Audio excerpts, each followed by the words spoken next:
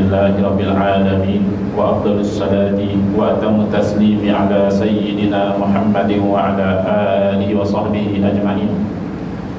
رب اشرح لي صدري ويسر لي أمري واحلل عقدة من لساني يفقه قولي. سبحانك لا علم لنا إلا ما علمتنا إنك أنت العليم الحكيم. اللهم أخرجنا من ظلمات الوهم وأكرمنا بنور الفهم وافتح علينا بمعرفة العلم وسهل أخلاقنا بالحلم واجعلنا ممن يستمعون القول فيتبعون أحسنه. اللهم آت نفوسنا تقواها وزكها أنت خير من زكاها أنت وليها ومولاها. اللهم أرنا الحق حقا وارزقنا اتباعه وأرنا الباطل باطلا وارزقنا اجتنابه. أما بعد. Alhamdulillah, muslimin, muslimat, hadirin hadirat yang saya hormati, moga-moga kita semua dirahmati dan diberkati oleh Allah Subhanahu wa taala. Syukur kehadap Allah Subhanahu wa taala pada pagi ini mengisi slot kuliah subuh di Surau An-Nur, Department Lakeview, Batu Caves, yang mana seingat saya pertama kali saya sampai ke surau bahkan ke department ini untuk kita memfokus kepada tajuk muhasabah di hujung Ramadan. Muhasabah basically kita itu ada menghitung diri kita itu, kita cek balik. Mungkin kalau dalam dunia perniagaan ataupun perbankan ada proses audit, apa yang kita buat selama ni kena ke tak kena. Dan itu di hujung Ramadan. Bila kita bercakap tentang hujung Ramadan, kita kena faham dan insaf satu hakikat, bahawa Ramadan adalah sesuatu yang sementara. Sebab itulah disebut, dipesan oleh sebahagian daripada alim ulama, kata mereka, kun rabbaniyan wala takun ramadaniyan. Kun rabbaniyan, jadilah kamu itu hamba kepada Tuhan, jangan kamu menjadi hamba kepada Ramadan. Apa maksudnya? Iaitu orang yang hanya melakukan kebaikan pada bulan Ramadan, orang yang hanya menjauhikan diri daripada kemaksiatan hanya pada bulan Ramadan, seolah-olah dia itu bertuhankan Ramadan. Sedangkan Ramadan hanya satu tempoh yang akan berlalu, hanya satu proses, satu latihan untuk seseorang itu menjadi hamba Allah Subhanahu wa taala. Jelas dalam Al-Quran Allah berfirman, ya ayyuhalladzina amanu kutiba alaikumusyamu kama kutiba alal ladzina min qablikum la'allakum tattaqun. Wahai orang beriman, diwajibkan ke atas kamu itu berpuasa sebagaimana diwajibkan ke atas orang-orang Islam sebelum dari kamu, la'allakum tattaqun, moga-moga kamu itu menjadi orang yang bertakwa. Jadi kalau kita muhasabah, kita sudah hampir-hampir di hujung Ramadan, berbagai aktiviti yang kita lakukan, puasa sudah pasti itu wajib, qiyam walaupun sunat ramai yang melakukan, lebih-lebih lagi 10 yang terakhir ini dengan harapan mendapat Lailatul Qadar.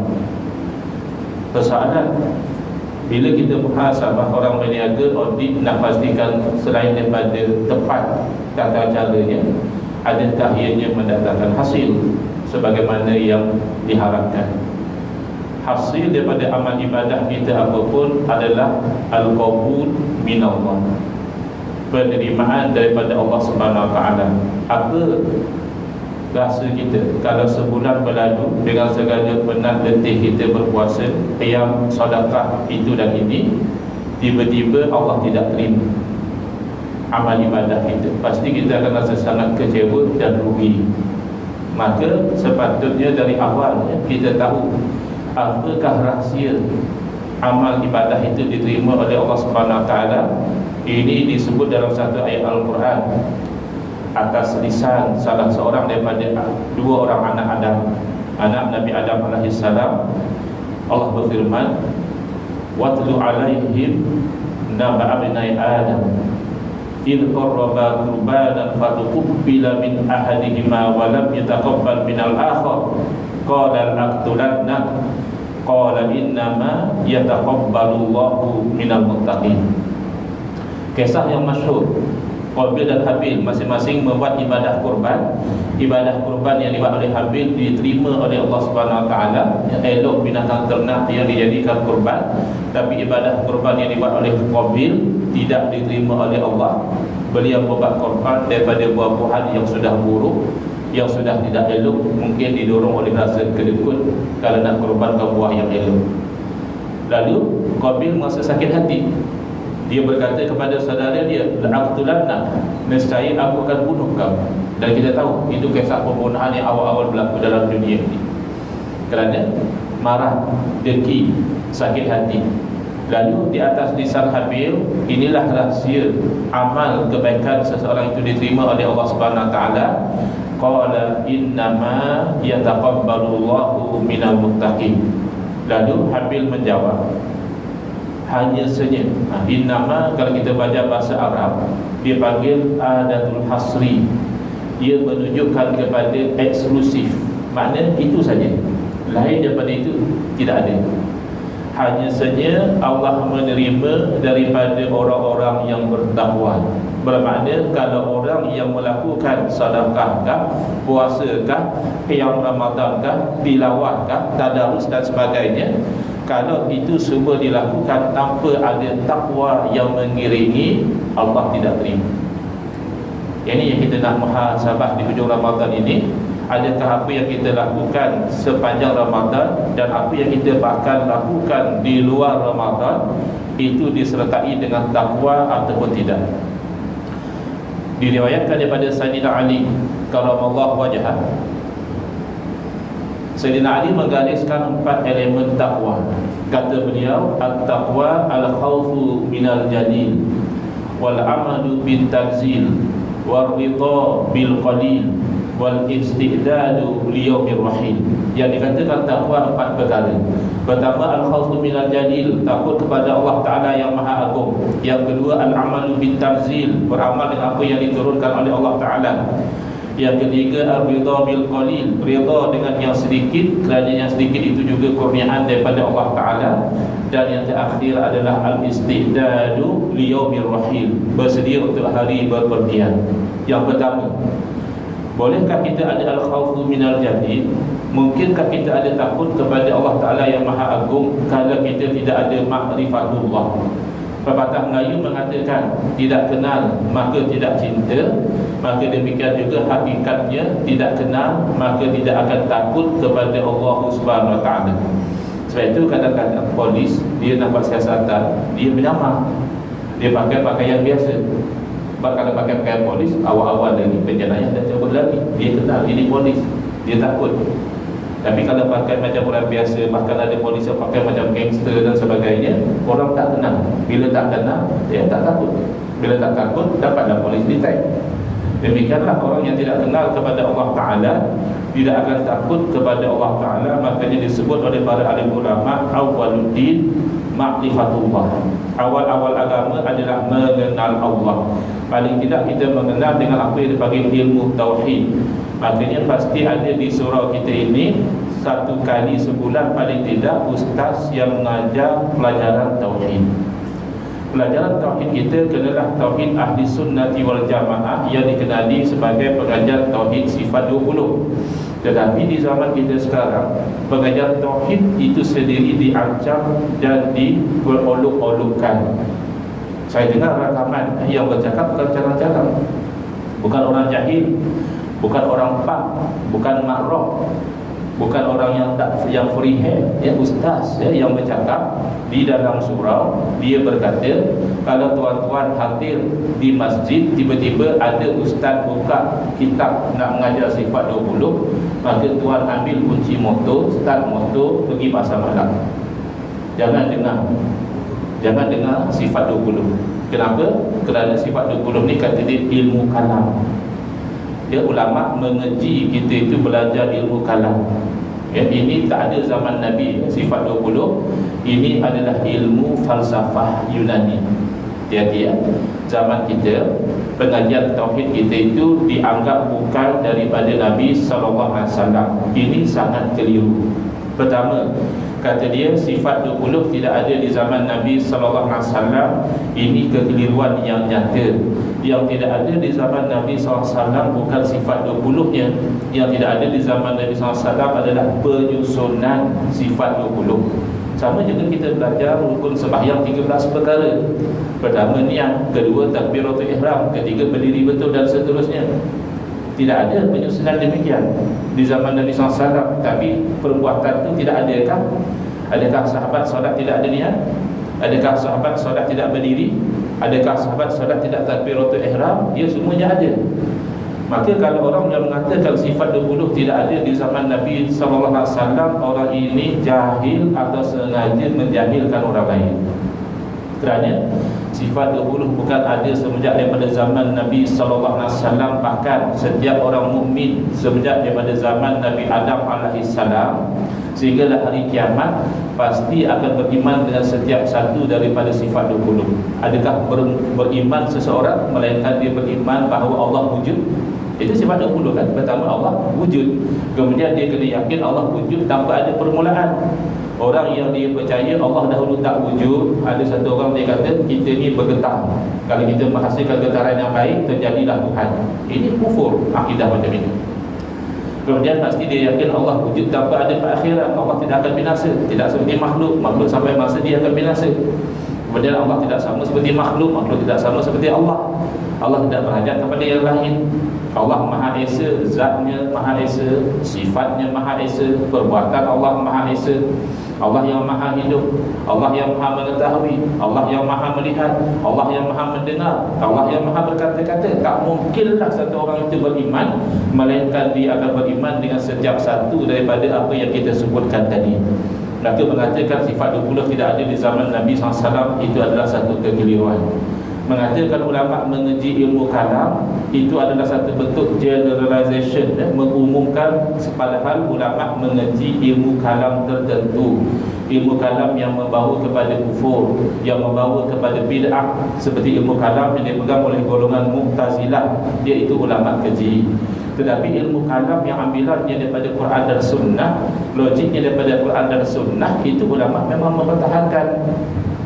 Kata orang zaman sekarang, Ustaz, dalam akidah kita Quran Sunnah saja Ustaz. Kita dalam akidah tak mahu guna akal. Maaf cakap, ini orang berpegang dengan konsep biar bodoh asal confident. Perkataannya bodoh, tapi cara bercakap dia confident. Sejak bila Quran Sunnah menolak akal? Bahkan sebaliknya, Quran dan Sunnah menempelak orang yang tidak guna akal. Allah berfirman, afala ta'qilun, kenapakah kamu tidak menggunakan akal? Afala tatafakkarun, kenapakah kamu tidak berfikir? Wa fi anfusikum afala tubsirun, dalam diri kamu pun sudah ada tanda kewujudan, kekuasaan, keesaan Allah, kenapakah kamu tidak perhatikan? Kewujudan diri kita ini bercakap tentang kewujudan Allah. Kenapa? Kerana kita wujud selepas tanda tidak wujud. Kita kan belum tak wujud. Hal ata 'alal insani hinun minad dahri lam yakun syai'an mazkura. Tidakkah pernah datang satu detik daripada masa kepada seorang manusia itu tidak pernah itu menjadi sesuatu yang disebut. Kita tak pernah wujud pada masa dahulu. Sekarang kita wujud. Adakah kita mewujudkan diri kita sendiri? Ya tidak. Maka setiap yang dahulu tidak wujud kemudian wujud, pasti diwujudkan. Maka yang wujudkan itulah nama Allah. Tapi kita kena berfikir, kalau kita hanya hidup seperti binatang, makan, minum, tidur, balik, berkahwin, beranak pinak, kita tidak akan nampak wujudان Allah Ta'ala. Kalau kita perhatikan kepada organ-organ dalam badan kita, adakah kita yang mengawal degupan jantung kita? Selalunya sifir jantung ini, kalau kita duduk dengar kuliah, jantung jalan. Nanti kita balik rumah, jantung jalan. Hatta kita tengah tidur pun jantung jalan. Jantung berhenti, kita jalan. Jantung jalan atau jantung berhenti bukan kita yang kawal sebenarnya. Degupan jantung itu kita tak boleh berhentikan dia walaupun 5 minit, sambung balik. Dan bila berhenti, tidak ada doktor pakar yang boleh memastikan dia terus berdegup. Kalau begitu, siapa yang mengawal jantung kita? Kalau jantung kita dalam jasad kita bukan kita yang mengawal, tidak nampakkah lagi kewujudan Allah Ta'ala? Maka sebab itulah dalam ilmu pengajian tauhid sebab 20, kalau kita mengaji, ulama kita akan susun dalil akli, dalil naqli. Akal menunjukkan kepada sifat-sifat Allah, naqal yakni Quran hadis juga menunjukkan kepada sifat Allah Ta'ala. Kenapa kamu menolak dalil akli sedangkan Allah Ta'ala sendiri di dalam Al-Quran ketika membuktikan tauhid dan menolak syirik Allah menggunakan dalil akli? Kan orang musyrik mendakwa Tuhan banyak. Mungkin ada Tuhan langit, Tuhan bumi, Tuhan gelap, Tuhan cerah dan sebagainya. Tapi ini batil.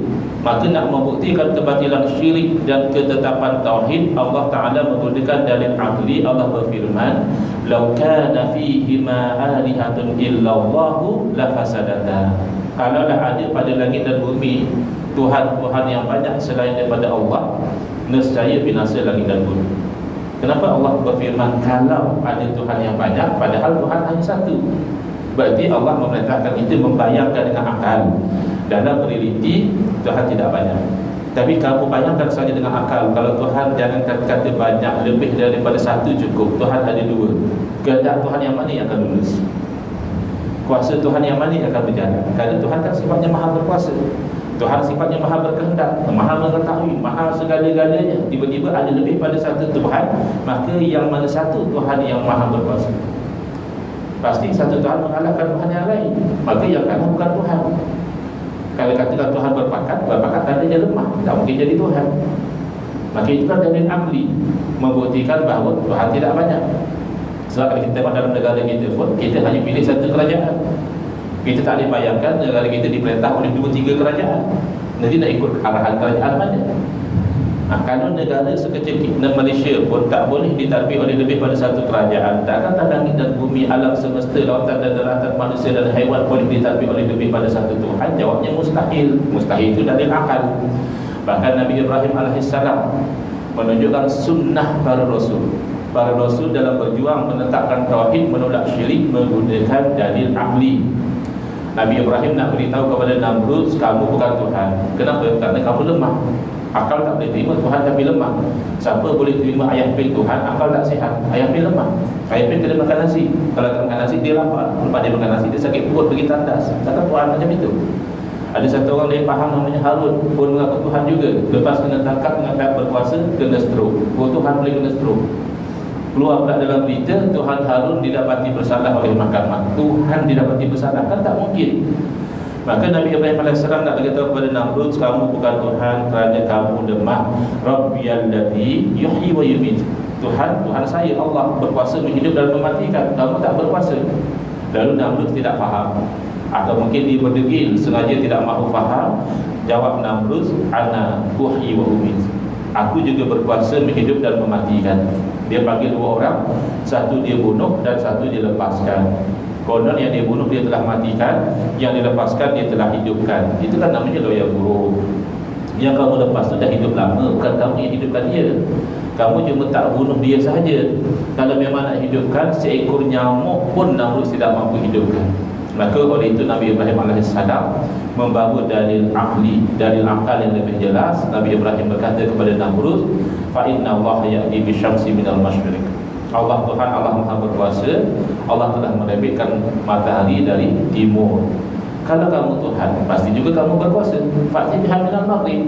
Sila terbitkan matahari dari barat. Fahubitan dari kafar. Maka Namrud sang kafir itu tak boleh jawab kerana dalil akli. Bahkan Nabi kita Sayyidina wa Habibina Muhammad sallallahu alaihi wasallam ada kalanya mengajar tauhid menggunakan dalil akli. Nabi SAW nak mengajar tentang apa yang ulama tauhid istilahkan sebagai wahdaniyatul af'al. Mengesakan Allah pada perbuatan. Dia zahir kita lihat orang ini berjalan, orang ini berlari, orang ini menikam, orang ini memukul. Ya, tetapi hakikat tidak ada yang wujud dan tidak ada yang tidak wujud. Tidak ada yang hidup, tidak ada yang mati. Tidak ada yang sakit, tidak ada yang sihat. Tidak ada yang kaya, tidak ada yang miskin. Kecuali itu adalah perbuatan Allah Subhanahu Wa Taala. Lalu nak mengajar hakikat tauhid, Nabi bersabda la alwan. Tidak ada jangkitan. Habis tak ada jangkitan, yang kita hari ini sibuk pakai face mask. Kenapa? Suruh hand sanitizer, kenapa? Satu masa dahulu ada social distancing, kenapa? Oh, itu namanya asbab. Itu namanya cause and effect. Itu kita dalam domain syariat. Tetapi yang Nabi nak ajar ni hakikat. Cintanya tauhid. Kamu kena yakin bahawa penyakit ketentuan Allah, sembuh juga ketentuan Allah. Tak salah kamu pakai mask, tak salah kamu berubat, itu usaha ikhtiar. Tetapi orang Arab Badawi dia kurang cepat untuk faham. Maklumlah orang Arab Badawi ni Arab kampung, ya, kerja jaga kambing, jaga unta dan sebagainya. Dia tak faham. Tapi bagus ya, Arab Badawi tak faham dia tanya. Kadang-kadang ahli masyarakat kita sekarang lebih teruk pada Arab Badawi. Bila dia tak faham, dia kata ustaz tu sesat. Dia kata ustaz ni sesat, padahal dia salah faham. Tapi Arab Badawi dia tanya pada Nabi SAW, ya Rasulullah, bagaimana tak ada jangkitan? Saya perhatikan kalau ada beberapa ekor unta yang sihat, tiba-tiba masuk seekor unta yang berpenyakit, akhirnya unta yang sihat pun jadi berpenyakit. Jadi Nabi SAW nampak, oh, orang Arab Badawi ini masih terikat dengan asbab, masih terikat dengan cause and effect, tak boleh pergi kepada hakikat. Macam mana Nabi SAW nak memahamkan hakikat? Nabi SAW menggunakan dalil akli. Dengan satu soalan bagi dia membuka minda orang Arab Badawi ini. Tanya Nabi SAW kepada Arab Badawi tersebut, faman a'dal awal, kalau memang penyakit perlu pada jangkitan, siapa yang menyakiti unta yang mula-mula sakit? Kamu kata penyakit mesti kena dengan jangkitan, habis unta yang mula-mula sakit penyakit dari siapa? Barulah orang-orang baru itu faham betul lah kalau itu hakikat penyakit daripada Allah Subhanahu Wa Taala. Cuma ulama tauhid istilahkan sesuatu yang bersambung tak putus-putus itu namanya tasalsul. Tasalsul itu mustahil. Maka ini sebenarnya ambilan daripada Quran dan hadis Nabi sallallahu alaihi wasallam. Jadi pertama, kita nak ada takwa Allah supaya amalan kita diterima oleh Allah Taala. Jangan kita abaikan ilmu akidah ahli sunnati wal jamaah. Kita ketepikan dakwaan-dakwaan palsu, kononnya ini falsafah Yunani. Cuba tanya betul-betul ustaz yang mendakwa demikian, apa nama ahli falsafah Yunani yang ajar tauhid kepada Allah? Kalau betul ada lah. Apa nama kitab falsafah Yunani yang mengajar tauhid sifat 20? Tak ada. Ini hanya omongan kosong sahaja. Tapi takdirlah, for the sake of argument, ada satu orang ahli falsafah Yunani mengajar tauhid sifat 20, mengajar kepada orang-orang bahawa Allah wujud tanpa ada permulaan, tanpa ada perakhiran, tak sama seperti makhluk itu, ini. Komplit diajar sifat 20. Berarti orang falsafah Yunani ini sebenarnya orang yang beriman, yang muwahhid, yang bertauhid kepada Allah Ta'ala. Realitinya tidak ada. Yang kedua, al-amalu bitanzil, beramal dengan apa yang diturunkan oleh Allah Subhanahu Wa Taala. Ini elemen kedua daripada takwa Allah. Kalau kita hanya mendakwa saya bertakwa kepada Allah, sedangkan takwa kata Nabi SAW, takwa di sini dalam hati, orang tak nampak. Makna bukti takwa itu penzahiran pada amalan. Kata takwa tapi tak solat, kata takwa tapi buat maksiat, ini dakwaan-dakwaan palsu. Maka pembuktiannya dengan beramal dengan apa yang diturunkan oleh Allah Ta'ala. Tapi jangan juga ini hanya jadi slogan kosong. Di zaman kita orang mudah berslogan, kata dia, at-tamassuku bil Qur'ani was sunnah ala manhaji salafil ummah. Berpegang teguh dengan Al-Quran dan Sunnah, mengikut manhaj golongan salaf. Ya, slogan sangat cantik. Praktikali macam mana? Macam mana kita nak berpegang teguh dengan Al-Quran dan Sunnah? Adakah kita mengambil Al-Quran, baca dia punya terjemahan, lalu kita itu faham, keluarkan hukum sendiri? Pasti tidak. Maka secara praktikal jangan kita lupa, bila kita nak beramal dengan Al-Quran dan Sunnah, maka caranya adalah dengan kita memilih salah satu daripada 4 mazhab yang ada sekarang ini. Kita belajar, kita mengaji dan kita beramal. Tapi kan kita ikut Quran Sunnah, kenapa ikut mazhab? Ada mazhab zaman Nabi. Nabi tak suruh ikut mazhab, Nabi suruh ikut Quran Sunnah. Ini antara kekeliruan yang berlaku di zaman kita sekarang. Pertama, dia kata tidak ada mazhab di zaman Nabi SAW. Ya, mazhab yang 4 belum wujud lagi, tapi konsep bermazhab telah ada dan diiktiraf oleh Nabi SAW. Contoh, 2 orang sahabat nak solat, tak ada air, nak berwuduk kena dengan air. Tapi ada dalil mengatakan kalau tak ada air boleh tayammum. Maka 2 sahabat tayammum dan solat. Selepas mereka solat, berjalan, teruskan perjalanan, jumpa air, waktu solat masih ada. Maka timbul persoalan dalam fikiran masing-masing, nak kena ulang solat ke tak payah. Maka seorang sahabat dia fikir-fikir, dah solat buat apa nak ulang, selesai. Seorang lagi fikir, ya tadi sebab tak ada air, sekarang air dah ada, waktu pun masih ada baki lagi, so dia baru wuduk dan dia solat lagi sekali. Bila berjumpa dengan Rasulullah SAW, sebab ceritanya dalil tak jelas, soal tak ada air tayammum jelas, kalau dah jumpa air kena ulang solat tak jelas. Bila berjumpa dengan Nabi SAW, diceritakan kisah tersebut kepada baginda. Nabi SAW bersabda kepada yang solat hanya satu kali, asab tas sunnah, macam yang kamu buat tu sudah kena dengan sunnah. Di zaman kita sebahagian orang kalau satu sunnah, satu automatik dia akan label bid'ah. Tidak demikian. Nabi SAW mengatakan tak ulang salat itu sunnah. Kepada yang ulang salat, Nabi bersabda walakal ajru marratani, dan bagi kamu pahala 2 kali. Ini membuktikan bahawa Nabi SAW mengiktiraf perbezaan pandangan di dalam memahami hukum yang tidak jelas dalilnya. Maka kalau dia katakan buat apa kita ikut mazhab, ya, sedangkan kita kena ikut pada sunnah, dia tak faham makna mazhab. Mazhab perkataan bahasa Arab dhahaba yadhabu, makna pergi. Kalau begitu mazhab tempat pergi. Zahaba yazhabu juga bermakna berpandangan. Mazhab maknanya pandangan. Kalau dia kata kita ikut Quran dan Sunnah, jangan ikut mazhab, dia gagal faham mazhab itu adalah natijah ikut Quran dan Sunnah. Kenapa? Bila-bila masa ulama pergi pada Quran dan Sunnah akan berlaku salah satu dari dua. Sama ada ulama baca ayat Quran semua faham dengan kefahaman yang sama, keluar fatwa yang sama, namanya ijma', konsensus. Ijma' wajib diikut, ya, haram dilanggar. Kemungkinan yang kedua, ulama pergi pada Quran dan Sunnah, ulama baca ayat Quran, yang ini faham dengan A, yang ini faham dengan B, yang ini faham dengan C. Ini namanya khilaf. Setiap pandangan dalam khilaf inilah namanya mazhab. Saya bagi contoh. Orang perempuan kalau diceraikan oleh suami, dia tidak boleh terus berkahwin dengan orang lain. Nak berkahwin boleh, kena tunggu habis iddah.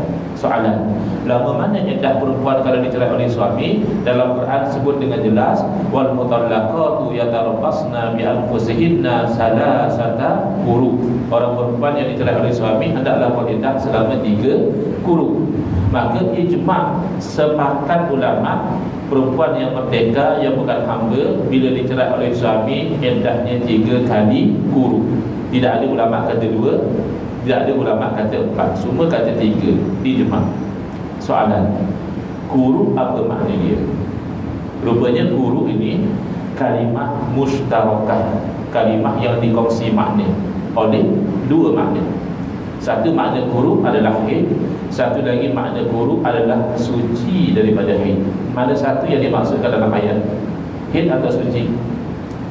Maka oleh kerana makna tak jelas, para ulama terpaksa bekerja lebih. Mereka rujuk ayat-ayat Quran yang lain, kerana ayat Quran sesama ayat Quran saling tafsir menafsirkan.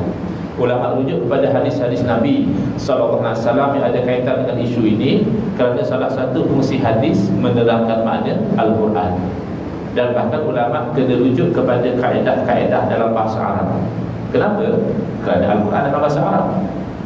Natijah daripada buat perkara-perkara ini, ulama dalam mazhab Hanafi memahami quru maknanya haid, keluarlah fatwa 3 kali haid sudah habis iddah. Ulama dalam mazhab Syafi'i juga berijtihad dan mereka memahami quru maknanya suci daripada haid, keluarlah fatwa 3 kali suci baru habis iddah. Bayangkan, ya, berlaku 2 mazhab. Natijah daripada sama-sama rujuk Al-Quran, sama-sama rujuk ayat yang sama, sama-sama cuba memahami perkataan yang sama, iaitu quru, masih berlaku 2 mazhab. Jadi kalau ada orang kata kita ikut Quran Sunnah, jangan ikut mazhab, orang ini gagal faham bahawa mazhab adalah end product daripada Quran dan Sunnah. Dan kalau kamu tidak mau ikut kepada mazhab yang ada, berarti kamu gunakan pandangan kamu sendiri. Sebab itu Ustaz Abdul Somad Hafizahullah daripada Indonesia, apabila diinterview oleh Radio IQ, Radio IQ tanya kepada dia, Ustaz, zaman kita ni ada orang tak nak ikut mazhab yang 4, apa pandangan Ustaz? Dia jawab mudah saja. Dia kata kalau begitu mereka lah mazhab yang kelima. Maka dia akan buat mazhab dia sendiri. Nak tak nak akan ada mazhab juga, kerana mazhab itu maknanya pandangan. Soalan, kenapa hanya 4 mazhab? Tidakkah ulama-ulama dahulu ramai, sahabat Nabi pun ramai yang pandai ijtihad? Kenapa kita hanya limit pada 4 sahaja? Jawapannya, betul. Asalnya yang berijtihad gali hukum pada sunnah ni ramai, bukan 4 mazhab saja, banyak mazhab yang lain. Tetapi takdir Allah, mazhab selain daripada yang 4 ini pupus. Murid-muridnya tidak sempat menyebarkan, akhirnya terhenti, tak tahu mazhab itu akhirnya apa kaedah dia, apa fatwa dalam secara menyeluruh, tidak ada. Takdir Allah yang sempurna sampai daripada imam mazhab kepada murid sampai kepada kita sekarang 3-4 mazhab. Jadi kalau kita nak mazhab yang bersambung sanad sampai kepada imam mazhab, sampai kepada guru mereka, sampai kepada sahabat Nabi, sampai kepada Nabi SAW, pilih salah satu dari 4 mazhab ini. Lain daripada itu, maknanya sanad tidak bersambung kepada Nabi SAW. Jadi kena ada juga ustaz yang mengajar di surau kita ni ilmu fiqh. Pilihlah nak mengajar 4 mazhab, tak lalu gitu. Pilihlah mazhab yang kita amalkan. Mazhab Syafi'i, kita mengaji mazhab Syafi'i. Di tempat lain mungkin dia mazhab Hanafi, dia mengaji mazhab Hanafi. Begitu. Biasa orang zaman dahulu ada yang alim 4 mazhab. Tanyalah mazhab mana pun dia boleh jawab, tapi dia akan amal satu mazhab saja. Zaman kita satu mazhab kita pun kita tak alim, tapi berangan nak amal 4 mazhab. Itu namanya angan-angan kosong. Jawabkan anak-anak kosong demikian. Yang ketiga, ridha bil qadi. Elemen takwa yang ketiga, hendaklah kita rida dengan yang sedikit. Ia ini cakap mudah, buat payah. Sebab nafsu manusia ni tamak nak banyak. Kalau ada satu lembah daripada emas, ya kita nak 2 lembah lagi baik. Kalau dapat satu rumah yang mewah, ya kalau 2 kan lagi baik. Kalau ada satu kereta, ya kalau ada 2-3 kereta kan lagi bagus. Itu nafsu kita. Maka nak tak nak kita kena didik nafsu kita yang utama ini dengan ilmu yang dipanggil ilmu tasawuf, dengan amalan yang dipanggil amalan tarifah, yang berasal daripada mana? Daripada apa yang Nabi SAW jawab kepada Sayyidina Jibril alaihissalam. Sayyidina Jibril bertanya, akhbirni anil ihsan. Beritahu saya tentang ihsan. Nabi SAW menjawab, al-ihsanu an ta'budallaha ka'annaka tarah. Ihsan itu kamu menyembah Allah seumpama kamu lihat Allah. Oh, payah. Illam takun tarahu fa innahu yara. Kalaupun kamu tidak melihat Allah, sesungguhnya Allah melihat kamu. Itu pun kita masih gagal lagi. Nak merasakan Allah melihat kita, jangankan masa bekerja, masa di pasar, masa memandu, masa sembahyang pun kita gagal merasakan Allah melihat kita. Maka nak tak nak terpaksa didik hati kita dengan ilmu tasawuf. Tahu sifat yang mazmumah, ujub, riya, takabur, hasad, kita kikis semua. Tak mudah. Maka itu ada tarifah. Tarikah sebenarnya ada zikir, amalan taubat, amalan selawat. Cuma hati-hati, kerana ada juga ajaran sesat, ajaran yang menyeleweng, tapi dia labelkan amalan dia tarikat. Sebab itulah ada setengah negeri macam Negeri Sembilan, dia ada panel dipanggil Tilsah Turuk Sufiyah, pakar-pakar bagian tarikat, dia akan cek dulu tengok apa amalan kamu, apa ajaran kamu. Selari ada setengah macam baru didaftarkan. Bercakap dia tidak benar untuk daftarkan. Kalau kita tak mahir, dia tanya orang yang mahir. Tapi tarikah apa pun, tujuan dia bukan untuk dunia, bukan untuk jadi wali Allah, bukan untuk jadi syekh tarikat, bukan untuk jadi khalifah dan sebagainya.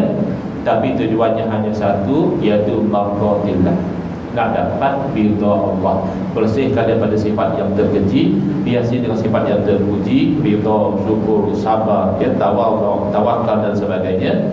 InsyaAllah ya, bila kita reda kepada Allah, Allah reda kepada kita. Itulah kemuncak daripada kehidupan. Yang keempat dan terakhir, elemen takwa. Yang mana takwa itulah yang menjadi punca Allah terima amal ibadah kita adalah al-istihdadu liyaumir rahim. Bersedia untuk hari kita pergi, tapi pergi yang tidak akan kembali, iaitu hari kematian. Kita sebenarnya nature kita ni tak suka pada kematian. Ustaz yang berceramah, kalau tanya Ustaz berceramah pasal mati, apa semua ni tersentuh hati. Agak-agak kalau petang ni Ustaz mati mau tak? Ustaz pun kata petang ni awal sangat ke, nantilah ke tak dapat ke. Nature kita tak mau kalau dia mati, tapi hakikatnya kita akan mati. Kalau kita boleh bayangkan pengalaman yang dialami oleh satu orang namanya Badwan Akhir, dan satu hari dunia kecoh. Satu orang Malaysian Indian dihukum gantung di Singapura. kerana mengedar dadah. Kalau tak pun, akhirnya dia akan mati juga sebenarnya. Cuma bila nak mati kena gantung macam tu, orang rasa macam janganlah. Tapi Singapura strict. Dia ada undang-undang dia jalankan undang-undang dia. Jadi kalau kita bayangkan panduan akhir, saya pernah bersembang orang halal betul tak betul lah dengan pegawai penjara. Katanya rupanya tali gantung ni dia bukan main gantung saja, dia akan ukur juga berat badan dan tinggi orang yang akan digantung, supaya dia tidak tergantung terlalu lama terseksa, atau dia tidak tergantung terlalu cepat boleh jadi putus leher. Supaya tali gantung itu sesuai, dia akan ukur tinggi dan berat badan. Apa perasaan panduan akhir ketika datang orang yang ukur tinggi dan berat badan dia? Bukan dapat baju raya, bukan dapat baju pengantin, nak pilih tali gantung. Apa perasaan dia? Dan katanya ada the last meal, Jabatan Penjara akan offer kepada panduan akhir, cakaplah kau nak makan apa saja, kita beli biji dalam RM7.5 ke macam tu. Tapi biasanya kalau lebih pun mereka beli juga, sebab last meal. Agaknya berselera macam mana agak. Ada nak order nasi ambeng ke, nak order nasi kelabu ke, mungkin order lah. Tapi nak makan tu dah tawar, sebab besok akan digantung. Dan bagaimana agaknya tidur dia pada malam tersebut, mengetahui kalau orang Islam lepas saja bagi salat subuh akan dibawa ke tali gantung, tak lama meninggal. Tak tidur pun boleh jadi. Jadi kalau kita bayangkan, kita rasa kesian orang yang panduan akhir. Tanpa kita sedar bahawa kita lah juga panduan akhir. Kerana setiap daripada kita yang lahir hidup di dunia telah dijatuhkan hukuman mati oleh Allah. Tidak ada rayuan, tidak ada namanya lembaga pengampunan. Hukuman mati yang Allah jatuhkan pasti berlaku, dan lebih membimbangkan tak tahu bila, tak tahu di mana, tak tahu bagaimana.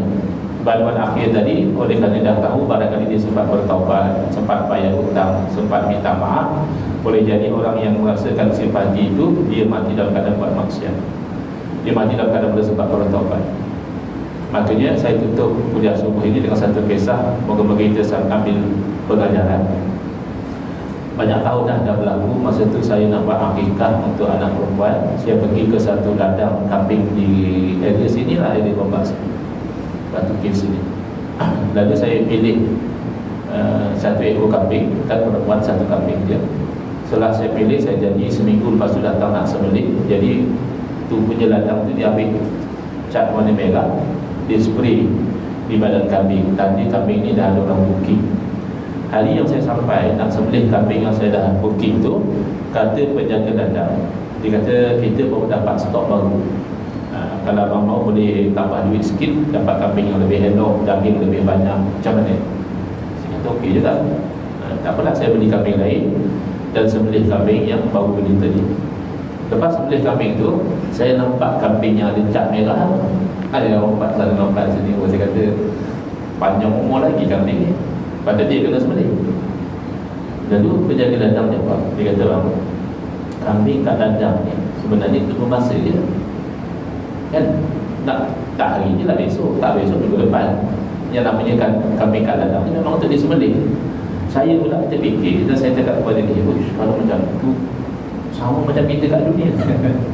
Kita kat ladang dunia ni sebahagiannya malaikat dah spray.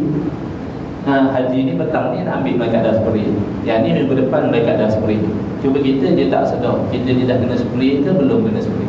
Yang pasti akan di spray dan akan diambil nyawanya pada masa dan ketika. Kalau kita ingatnya itu, insya-Allah ya, kalau kita liar pun tak liar sangat. Kalau kita ada baik pun insya-Allah bertambah baik. Hadza wabillahi taufiq wal hidayah. Wassalamualaikum warahmatullahi wabarakatuh. Bismillahirrahmanirrahim. Alhamdulillahirabbil alamin. Wassalatu wassalamu ala asyrafil anbiya'i wal mursalin wa ala alihi wa sahbihi ajma'in. Allahumma shrah sudurana wa asin akhlaqana wa azim fujurana wa nawwir qulubana bi nuri hidayatika kama taqadda bi nuri syamsika abadan abada bi rahmatika ya arhamar rahimin. Walhamdulillahirabbil alamin. Amin ya rabbal alamin.